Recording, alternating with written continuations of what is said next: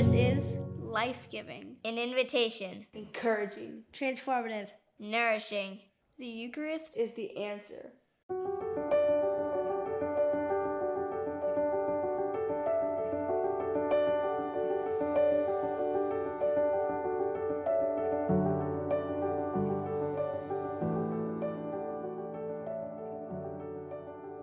Are you afraid of missing out? Without the purposeful determination of a pilgrim, we are destined to live a life of distraction. 150 years ago, Henry David Thoreau left Concord, Massachusetts, because he believed it had become too noisy, too busy, too distracting. He went out to Walden Pond to reconnect with himself and with nature. It took him only 7 pages in his writings to conclude that most men lead lives of quiet desperation. Today, most men and women lead lives of distraction. Lack of focus leads to lack of commitment, and together these lead to lives of quiet and not so quiet desperation. Consecration changes all of that. It challenges us to name what matters most. It gives us the clarity and wisdom to focus on the vital few rather than chasing the trivial many. It encourages us to place Jesus at the center of our days and weeks, and it liberates us from all the distraction and superficiality that dominates the culture. I had a college roommate who was constantly running from one thing to the next, sacrificing sleep and neglecting his schoolwork. One day I asked him why he was choosing this path, and he said to me, "I don't want to miss out on anything during these 4 years." This state has come to be known as FOMO, fear of missing out. The idea that if we make the right choices, squeeze enough into each day, and become ultra efficient, we won't miss out on things is a colossal error. More than an error, it's a delusion. You are going to miss out. In fact, you are certain to miss out on the great majority of things, experiences, and opportunities that this life has to offer. One of the biggest traps a pilgrim can fall into is the trap of FOMO. Driven by the psychological nonsense of FOMO, many people make the worst decisions of their lives. FOMO also has a close cousin known as settling.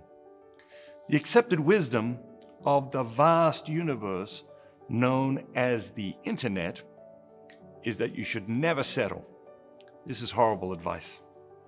The 2 most common expressions of this nonsense relate to relationships and career. Settling romantically means committing to someone who is less than ideal for you. The professional version of this nonsense involves settling for a job that pays the bills and supports your family rather than pursuing your dreams. The truth is this: you have to settle. You don't have a choice. It is unavoidable. Our lives are finite. You do not have infinite time on this earth to pursue all possibilities. Your time is limited. You cannot become successful at anything without first settling on that path. To become a successful teacher or doctor, you set aside the possibilities of other careers and commit yourself to being a teacher or a doctor. If you bounce from one career to the next, never mastering any particular craft, you are settling in a different, much more diabolical way. One of the main reasons so many young people are increasingly having trouble maintaining significant romantic relationships is because they want to keep all their options open. But keeping your options open shuts down the possibility of success in the one relationship you are in at this moment.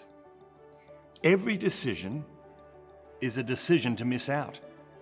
Every choice for something is a choice to miss out on everything else. FOMO and settling both foster unrealistic ideals that nobody can live up to due to the innate limitations of life and all human beings. The result is a growing anxiety because we are constantly missing out. and settling is inevitable. Consecrating ourselves to Jesus in the Eucharist changes all this. We're no longer afraid of missing out. We know it is preferable to miss out on most things because the only things that really matter are those that God has in mind just for you. Doing the will of God, therefore, transforms FOMO into JOMO, the joy of missing out. We each have to decide for ourselves if we are going to lead a life of distraction or a life of focus. Trust, surrender, believe, receive. Become a member of the International Society of the Eucharist today, and we will send you a $300 voucher off your next pilgrimage, along with a free copy of 33 Days to Eucharistic Glory, a copy of the children's edition, and a copy of the limited edition journal, which includes an amazing Holy Week retreat. Click here below to join today. And remember, have an amazing day. Be bold, be Catholic. We are people of the Eucharist. Jesus, I believe that you are truly present In the most holy sacrament, of the Eucharist. Every day, I long for more of you. I love you above all things.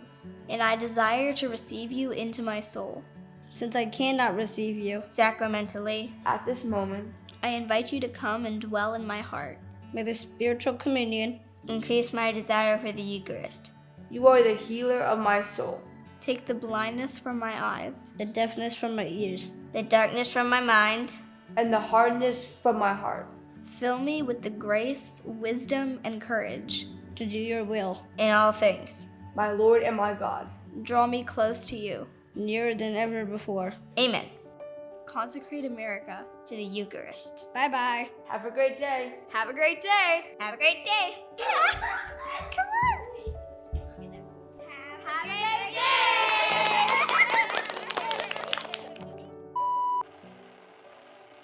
Hey Isabel, one simple way to be mindful of God's presence in the world is to know where the nearest tabernacle is. So, while we've got a couple of minutes, I thought we might work on your geography a little. Sounds good, Dad. You're always coming up with something. Hey Isabel, if I was at latitude of like 40.76 and a longitude of negative 73.97, where would I find the nearest tabernacle? St. Patrick's Cathedral, New York City.